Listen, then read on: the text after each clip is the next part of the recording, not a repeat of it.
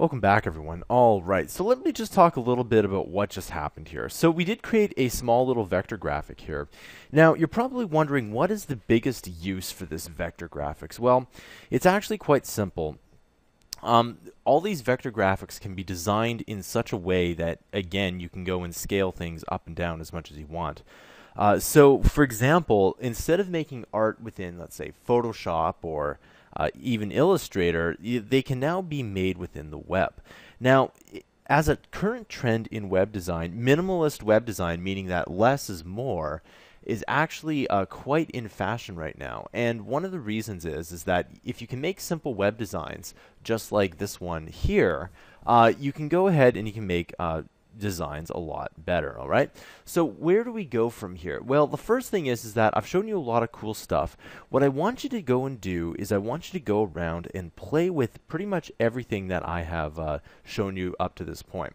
Now, a good developer can actually go ahead and play around with all the stuff, and the more you play around, the better you get.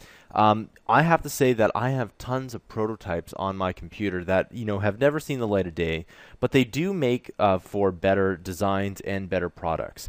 So what I want you to do is take any single concept that we have here, and especially with these vector graphics, because it's going to become a big thing within the next few years.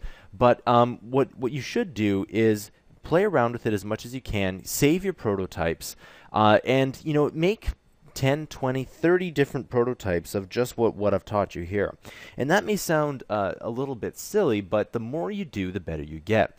One thing about learning is that quantity does actually make better for learning. So the more you do, the better you get. And I know that sounds like it's very simple, but you should be focused more on quantity, especially in the prototyping phase, versus quality. And what I mean by that is that if you make, let's say, 50 prototypes, it's better than making one really good prototype. And the faster you do the prototypes, the better you get at whatever you plan to do. All right, so we've learned a lot about HTML5, and now I want you to go ahead and, if you've taken my other courses, the CSS, the JavaScript, you can go ahead and you can put all of them together.